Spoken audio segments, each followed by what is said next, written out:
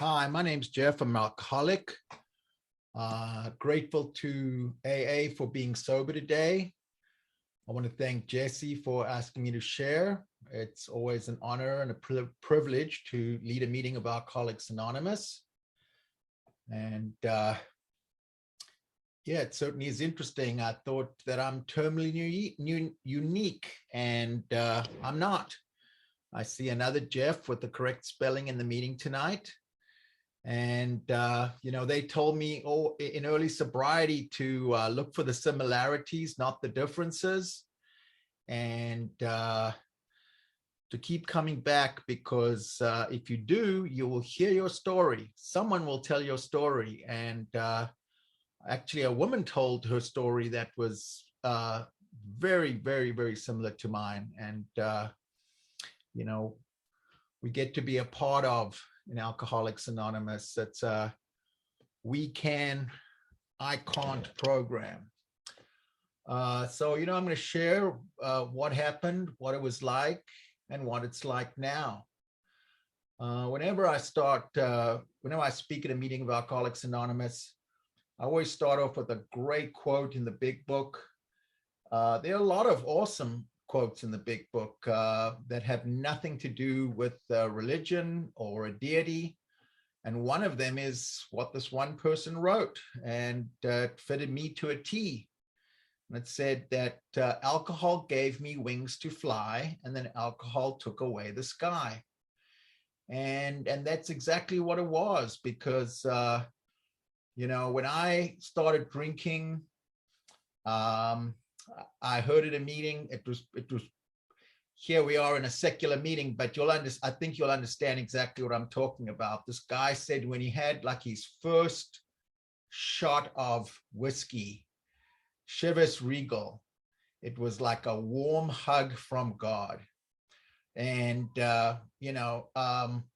alcohol was my higher power. And, I loved everything about drinking, and I didn't mind puking. I was concerned about blackouts, but it never stopped me. And I drank pretty much from the age of 15 till the age of 25, and then I crossed that invisible line. Probably, who knows, maybe when I was 18 or when I was 20, but it took being sick and tired of being sick and tired to come into the meetings, come into the rooms of AA and start the program. I want to welcome Dustin and Joshua. You never have to drink again if you don't want to.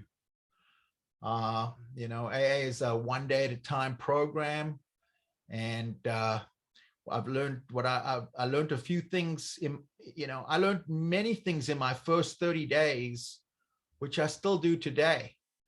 And the most important one, without a doubt, is I don't take the first drink, because the first drink will get me drunk. So I'm going to go back and just start with just my life's history, just some background. I was born in South Africa in 1962, and I lived there until 1977. I lived a very sheltered life, and on the outside, everything was, for me personally, everything was great. For millions of people, Black people in the society, it was hell on earth. And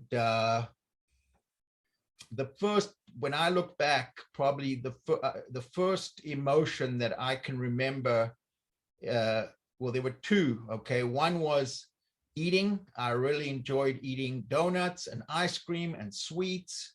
They made me happy. And then fear.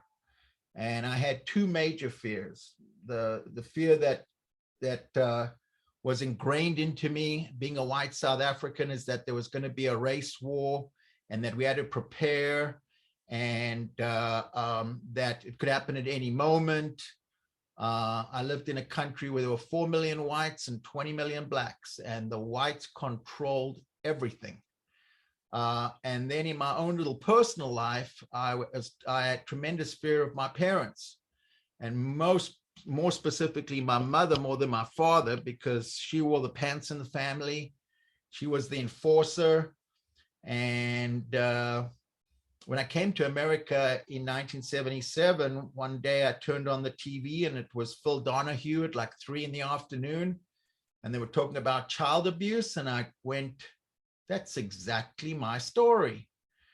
My parents were educators in the sense that my father went to Harvard. He got an MBA. He was him and his brother were like one of the first 2 South Africans to go to Harvard, prestigious college.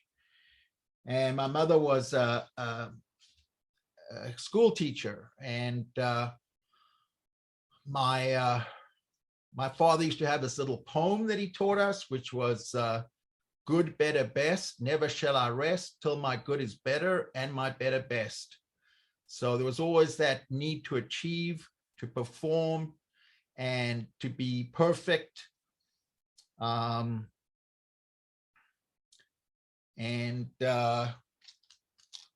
was, I remember, if I got 95 on a test, my father would go, that's not bad, Geoff. My mother would go, what happened to the other 5%? So there was a lot of fear of failing because, I needed to succeed just to be quote unquote normal. I used to say, my sister and I used to say, yeah, in our family, an A was average, a B was bad, and a C was crap. So I got good grades, and like I said, I lived an extremely sheltered life in South Africa, but there were a lot of things that bothered me, and I think later on in life, I realized that I wasn't normal out the gate when I was, and I definitely had this, the alcoholic can have this personality of being having an inferiority complex, and also being an egotistical maniac at the same time. And that was me. And my saving grace during growing up in the first 15 years was I started playing tennis, and I was good at it, and it became the focus of my life. I had on my book bag, tennis isn't a matter of life and death. It's much more important than that. But when I lost, it was just so devastating. It was like as if I dissolved. I just had to perform to succeed, to win. And my life's not like that today at all. I just want to tell a couple things that happened in South Africa, and then I'm going to move on. This whole thing about why am I in this group? Why am I in secular AA today? Well, I couldn't have been brought up more chosen, because I was white in South Africa, and I was also brought up Jewish, and there were 40,000 40,000 Jews in South Africa out of 20 million people, and 20,000 of them were women. So I was 20,000 out of 20 million. And it was really weird, because it's hard to explain, but it was just a very weird dynamic. And then to add insult to injury, when I was 6 years old, I went to Hebrew school, and we had a teacher from Israel teach us Hebrew. This was in the late 60s. And she found it necessary to inform, 6-year-old, 7-year-old little kids that, yeah, we were chosen, but 6 million Jews died. And then she went on to explain in great detail how the Nazis did experiments on Jewish people. And without a doubt, it fucked me up. It was really bizarre. So we left South Africa at the age of 15, and it was like, for me, it was like um, getting out of jail. Okay, even though I wasn't, I wasn't in a jail. I was in. I had all the outside was great, but the insides were churning. And when we came to America, it was like going to Disneyland. The amount of freedom that I found, and 6 months after being in America, I had my first beer at the age of 15. Then I started smoking weed, and I had to do it all in secretively, because my parents had said, we're going to America, there's drugs and alcohol. If we find out that you drink or use, we're going to send you back to South Africa and you'll go to the army. So I really was able to hide it for a long time throughout basically high school and into early college. I want to go back to South Africa because when I was 12 years old, we went to a play one night and we came home, and we walked, we had a big house, 2 acres, tennis court, swimming pool. And we walking, my sister, myself, my mother, my father, and we're walking through this like garden path to the front door, and the front door is wide open, and there are these French doors, the glass is everywhere. And we just all froze. And then 2 guys came out, and they also froze for a while. And one of them had, 15 of my father's suits on his one shoulder, and he had this clock that my father had gotten from Zurich, Switzerland, in his hand. And at the time, I just, it's like,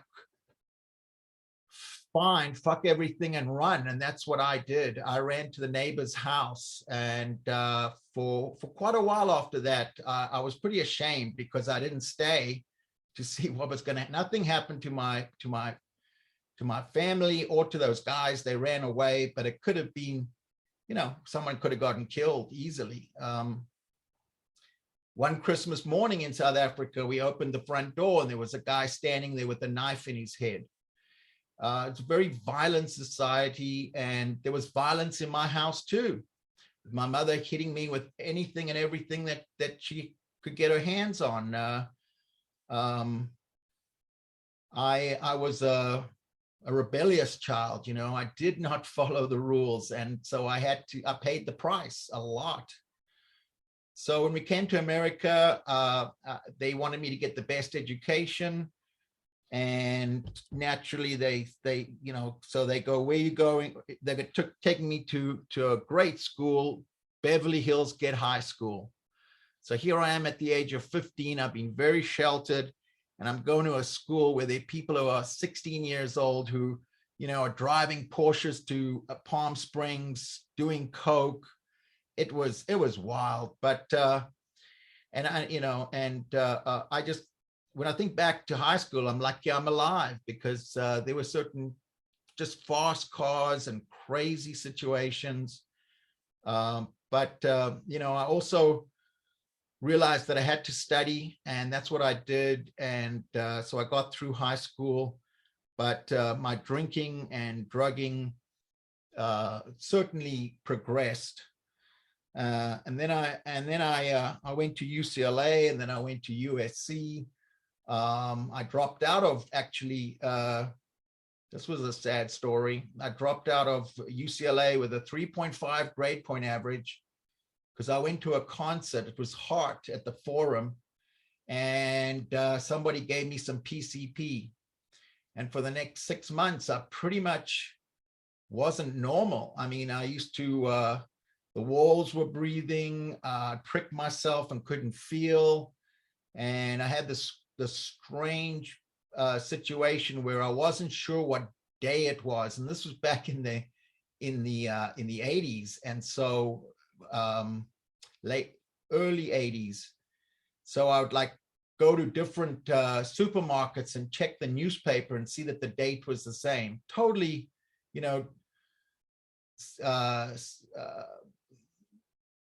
illusion, just you know, I was delusional, and finally I told my parents about it, and I got some help, and I also found out at the time that I was manic depressive, which is mentioned in the big book. The whole chapter can be written upon, and I got to take lithium, and my life got better. But then again, I drank while I was taking the lithium, so the drinking progressed, and my parents were really concerned. They once took me to a doctor, and the doctor said, "Well, how much do you drink a week?" And I go, "Well, my dad drinks 3 drinks a night. That's 27 drinks, 7 times 3, 21 drinks a week." And I go, "Well, I have about 10 on Friday and 10 on Saturday. So what's the difference?" And, you know, he suggested that I cut down, and my parents took me to my first Alcoholics Anonymous meeting, and I really thought that the party was over. I thought that if this was going to be a life worth, this was a sentence worse than death. And I remember, not to make this too dramatic, but on the way home, I jumped out of the car and on Wilshire Boulevard, and there was a bus coming. And I know to this day, if I had stumbled, I wouldn't be speaking here tonight. You know, I want to, let me just see where I'm at here. So, you know, the first time that I went to AA, I'm not like someone who went to their first meeting and never drank again. I took the big book home and read it out with some beers, and it didn't do me much good. I started going to this group called the Pacific Group on Sunset Boulevard. 700 people attend the meeting every Wednesday night, and it was about 4 miles from my house. So it was, you know, really easy to get there. And it was the Clancy's group. I had long hair, I had a beard, and that is not kind of like Mike used to be. And that's not taken too kindly in that group. They ask you to shave, men should shave off all their facial hair, women should wear dresses. And so I got all these people coming up to me every week because they thought I was a newcomer and I hadn't like gotten the deal. But they had some fantastic speakers there, and I just, you know, I guess I hadn't hit bottom because I was a two-stepper. I did the first step. I didn't drink. I read the book. I memorized passages, started telling people how to stay sober. And 11 months, I knew I was a fraud. I just knew that I wasn't going to get a year. And I went up to, you know, they say, take a trip, not take a trip. I went up to the Golden Gate Park and saw a concert with Santana and some other bands. And some guy there just offered me a joint, and I put it in my pocket. And on the way home with this guy, I said, let's smoke it. And we did. The next morning I was buying weed. And so, you know, I stopped drinking in 1984 during the Olympics, watching Carl Lewis, you know, win all the medals at the Coliseum, and I wanted to change my life. But my sobriety date, my clean date is June 1, 1987, when I stopped weed. And, you know, for some people, that's a completely outside issue, and that's fine. All I know is that I used to look for weed on the carpet. I used to hide it in books. The most insidious thing I think I ever did is boil bong water one day, you know. Just crazy. But, you know, I love marijuana because I loved reggae, and my first daughter's name is Marley. I still love reggae today, but you know, I just don't drink or use when I'm listening to the music. So what I also wanted to share about is just amazing events that have happened in my life in the last 34 years. And there's this guy named Jimmy D. He's a circuit speaker. He lives in Santa Barbara, and he's also got a house in Thailand.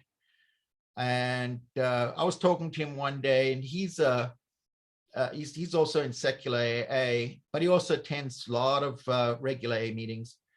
And he was saying to me, about, we were talking about God and what God does in your life or doesn't do in your life. And he said, Geoff, what I believe is that there's two things, good luck and bad luck. And he goes, I've had a lot of good luck. I've made a lot of good luck. And he said, and some real bad things have happened to me too.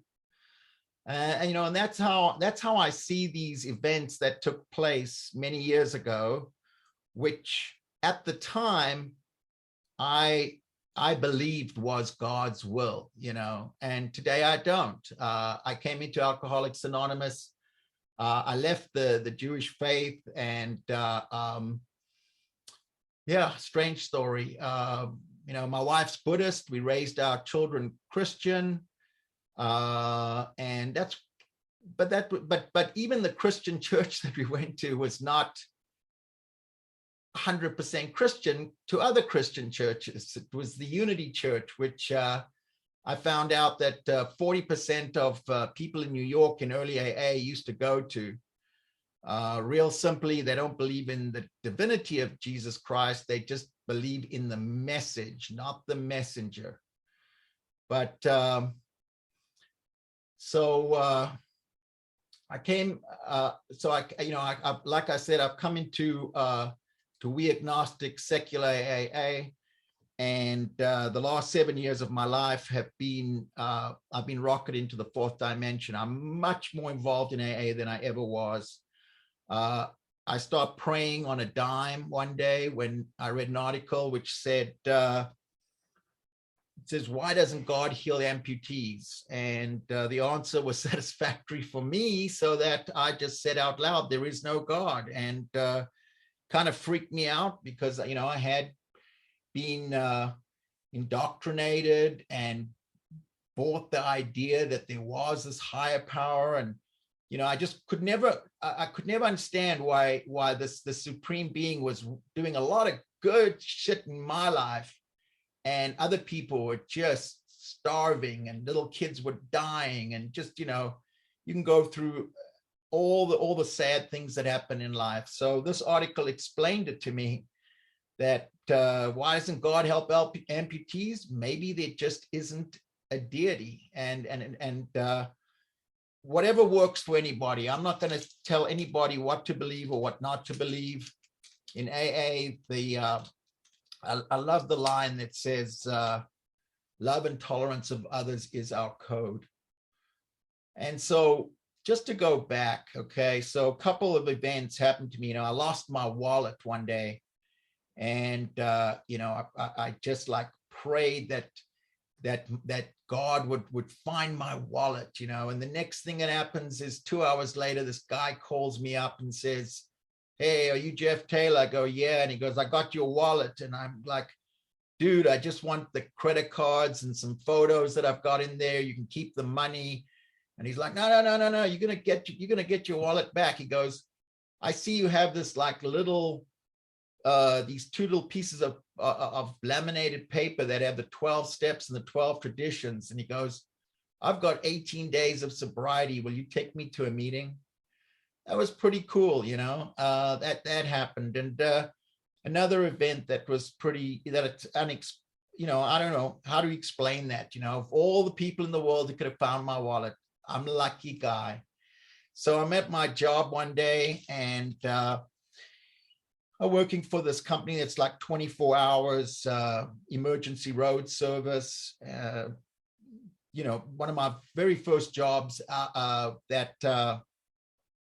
that I got when I was sober, and also had come out of hospital from being bipolar and not being on my meds. And so I get this job, and the boss comes up to me one day and he says, goes, Geoff, I need you to work tomorrow. It was a Friday night. He said that, you know, we're 24-hour day business. And he goes, I need you to work tomorrow. Somebody can't come in. And I said, I can't, Tom. And he goes, why? And I shook my keychain at him, and I had all my chips, you know, the 30-day, the 60-day, the 90-day. And in the olden days, they used to be in all colors, different colors: red, purple, green, white, green. So I said, look, I'm the literature person for a meeting at the Alano Club, and I can't miss it. So he just looked at me and he said, you know, you're not going to get very far if you don't like become a company man and make sacrifices for the company. And I just said, no, this is really important. You know, my sobriety comes first. And he said, okay. And he walked to his office, and then he turned around and he said, Geoff, come into my office. And I spent the next 45 minutes talking to him about AA, and I took him to his first meeting that night. And that was on 14th Street in Santa Monica, which is right next door to Cemetery. And it was pretty cool going to work every day, because I remembered, even though I hated my job, I was alive, and all the people on the other side of the street were dead.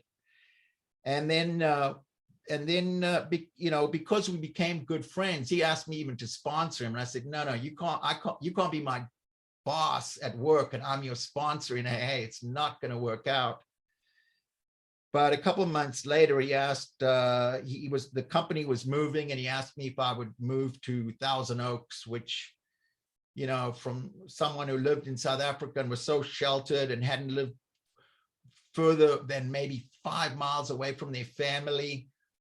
I said yes, and I moved to Thousand Oaks, and I got very involved in Alcoholics Anonymous there, and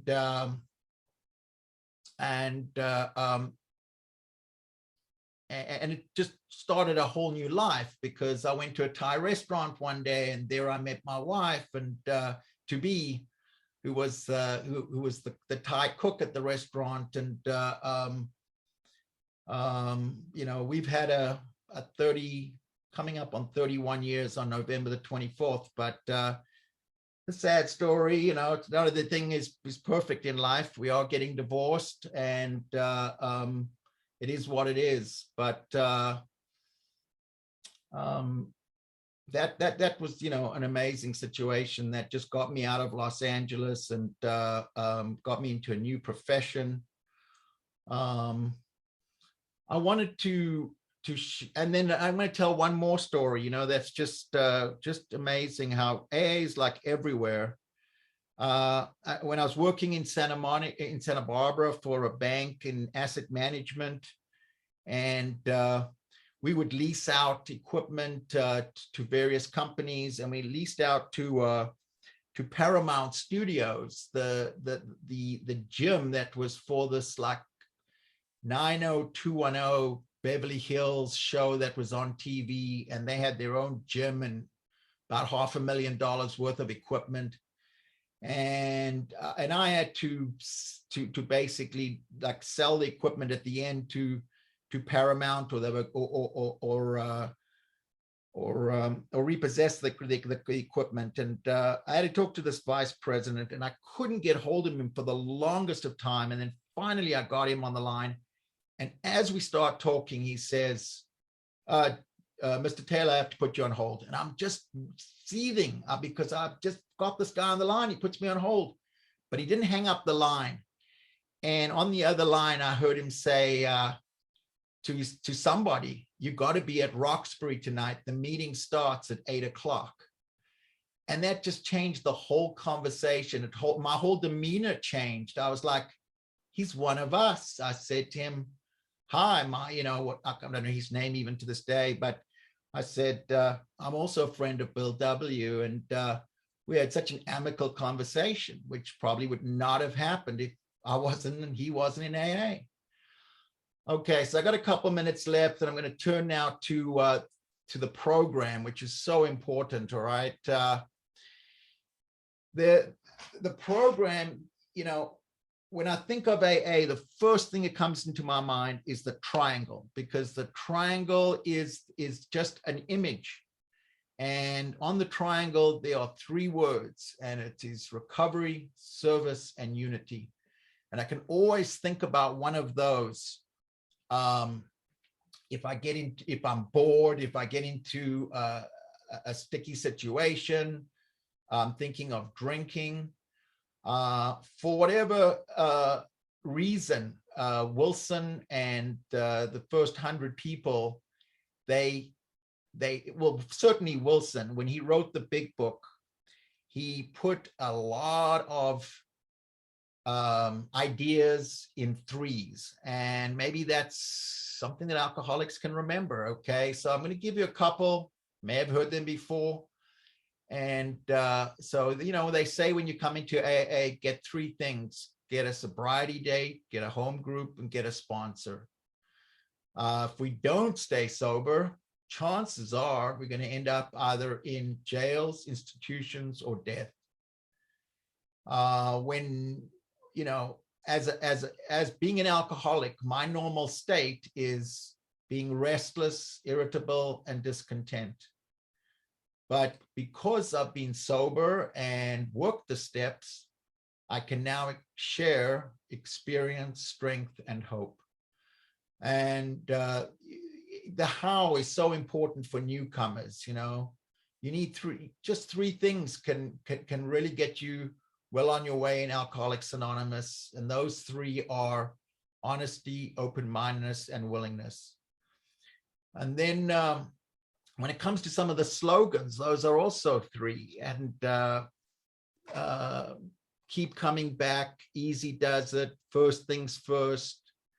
And then there was one on the wall that I had to ask my sponsor or an old timer about, and that was a slogan that says, think, think, think. It's three words, but it's the same three words. Must be pretty important. And I asked this guy one day, and he gave me a fantastic answer. And he said, think the drink through. Drink, drunk, and then you can either make the last word dead or disaster. Not too many good things are going to come out of me starting drinking today. And also, you know, they talk about the ism of alcoholism, which is incredibly short memory. And I have to be reminded constantly that I'm an alcoholic and I can't take the first drink. You know, it's so ironic that, well, back in, you know, in the 80s or in the 50s, they always used to, people think of alcoholics as someone who was, you know, they think of a gutter drunk, somebody, you know, who's homeless. And ironically, the first three alcoholics in the program were Bill was Dr. Bob, a doctor, Bill, a stockbroker, and there was another guy named Bill D, number 3, and he was a lawyer. And then I just, you know, when that day happened to me, when I read that article, why doesn't God help heal amputees? I felt like after I'd said there is no God, that I was on a roller coaster going downhill with no end. And I was very fortunate because the next day I went to the supermarket and there was this guy named Jerry with 38 years of sobriety. And I told him my predicament. What am I going to do now? I don't have a higher power in Alcoholics Anonymous. And he said, G-O-D, you know, 3 letters, group of drunks. And, you know, that's enough for me today. The acronym does not upset me at all. The word God doesn't upset me at all because it has a completely different meaning for me, you know. Good orderly direction, gift of desperation. I've also grow or die. And my most favorite one that I've ever heard is gift of dialogue, because that's what we do in Alcoholics Anonymous. One alcoholic talking to another alcoholic. whether it's at a meeting, whether it's, for coffee, whether it's a sponsor-sponsee relationship. And that never happened to me in bars. I mean, sure, maybe it did from time to time, but if you go to bars, everybody's talking and very few people are listening, and it's loud. The meetings are completely the antithesis of that. If someone wants to boil down this program into, this is just my opinion, I could be completely wrong, but if you want to boil down this program into 3 slogans that are written in the big book,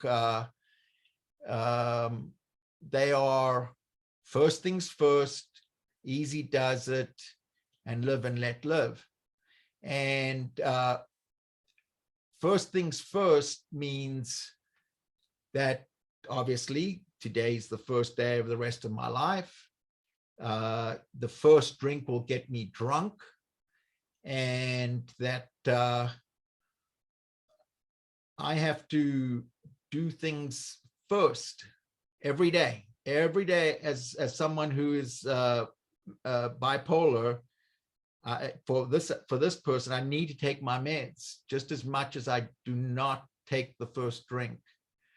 And they always say, do the next right thing. It's a pretty simple statement, but if one does the next right thing over and over and over, one's going to have a pretty good life. And regarding live and let live means that I have to live my life, okay, and enjoy my life to the best of my ability, and then let others live their lives. And sometimes I have to love people from afar because they are not they're not good for my life. There's some people are toxic, and I have had to make very painful decisions, but remove certain people from my life. And we can only live in the now, and so I live for today, and try and stay as much as I can out of the control of other people, because all I really can control is my reaction, my reaction to other people, and do what makes me happy, joyous, and free. And easy does it is great. I saw in Joe's book that we flip it around. It does easy. When I was drinking and using, I used to rush around. I used to get anxious, make so many poor decisions. And today, I try to relax. I try not to be overwhelmed. I always, I think that precision is a lot better than confusion. They say that my wife has a saying in Thai which says, life is short, so why not go slow? I used to speed. I used to, drive at 85, 90 miles an hour, and I don't do that anymore today. And you know what? I haven't gotten that many tickets since I've stayed with the speed limit. So just a few more things that I want to share, and then I'm gonna end.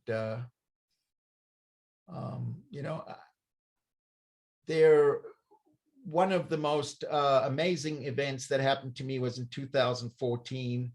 They all happened together really, but one was that this pamphlet came out called Many Paths to Spirituality, and it talks about various people sharing, that they have different religions. There was a Catholic, a Jew, an American Indian, and on the very back page they have an atheist, and that was phenomenal. That was the same year, obviously, that I had my experience at the computer. And then in that same year, I managed to go, of all places in the world, to Santa Monica to the first annual We Agnostic Atheist Free Thinker Convention. And that, I wish I'd gone for all 3 days, but I only went for one. And it was like, before I saw AA in black and white, and now it was in color. It was phenomenal. I wish I could say that I heard Phyllis H. speak at the convention, but I did not. But I did listen to her speech on the internet.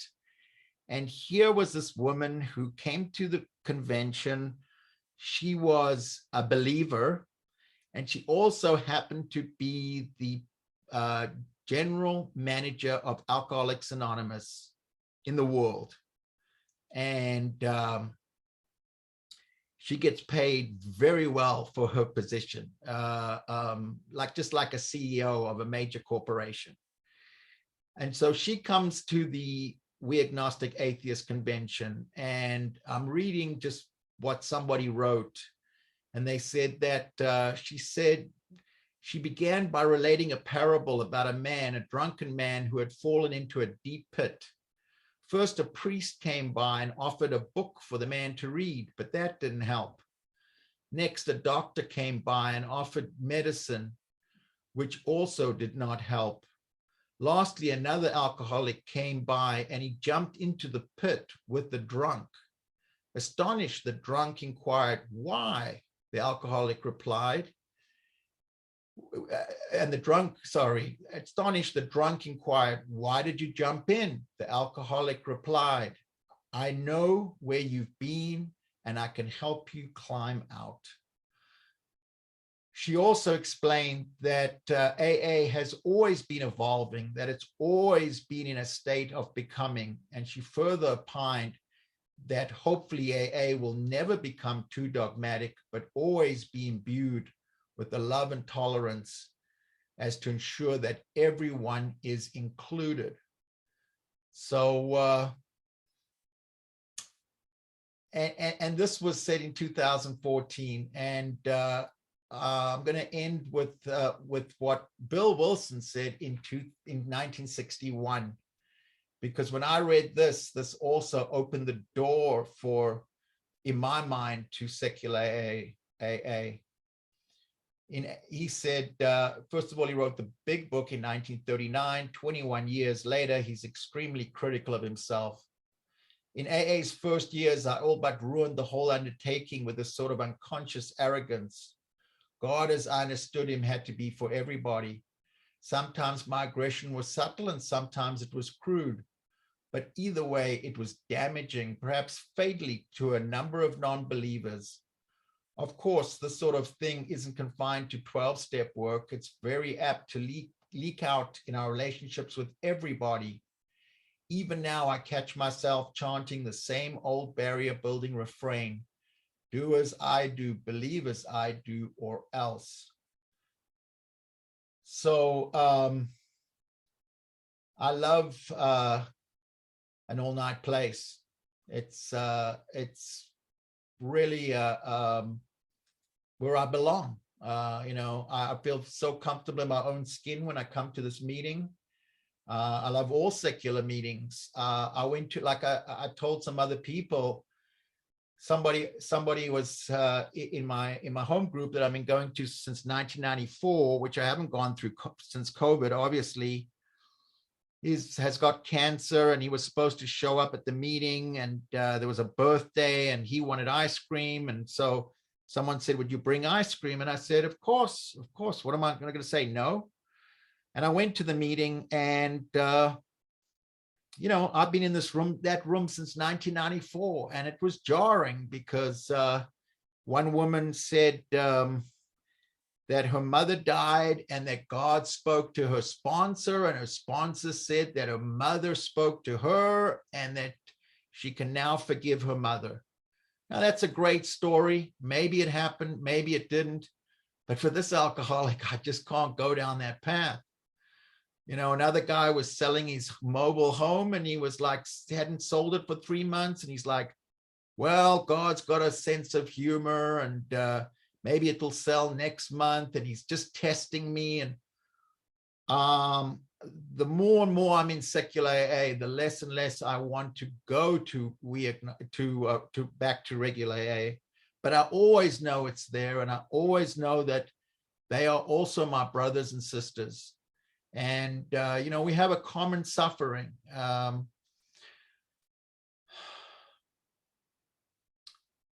AA works for those who work it. You know, not everybody needs AA, but it's for people who want it. And I'm so glad that I didn't get killed by that bus, you know, 34 years ago, and that I've trudged the road of happy destiny. Most spiritual thing I'll ever do is not take the first drink. Thanks. Awesome. Thank you very much, Geoff. That was great. Yeah. I had not gotten to hear your story before, and